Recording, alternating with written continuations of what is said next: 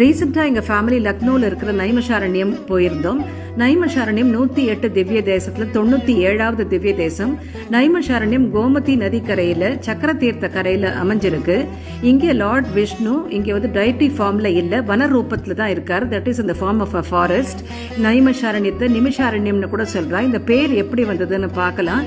ரொம்ப வருஷங்களுக்கு முன்னாடி முனிவர்கள்லாம் சேர்ந்து ஒரு யாகம் பண்ண நினைச்சா, தட் இஸ் லோகக்ஷேமத்துக்காக. அப்ப எல்லாரும் பிரம்மாவை போய் அப்ரோச் பண்ண போது பிரம்மா எந்த இடம் தீர்மானிக்கிறதுக்கு தர்ப புல்ல சக்கரம் போல வடிவமைச்சு இதை பூமியில உருட்டி விட்டுருக்காரு. அது எங்க போய் உருண்டு விழுந்ததோ அந்த இடம் தான் நைமஷாரண்யம். அங்கதான் இந்த யாகம் நடந்திருக்கு. நிமிஷாரண்யம்ன்ற பேர்ல நிமிஷானாக்க உங்களுக்கு தர்ப புல்லுன்னு அர்த்தம், ஆரண்யம்னா காடு, அதனால நிமிஷாரண்யம்ன்ற பேர் வந்திருக்கு. இங்க பார்க்க வேண்டிய இடம் அப்படின்னு சொன்னாக்க பஞ்ச பாண்டவருக்கு கோவில் இருக்கு இங்க.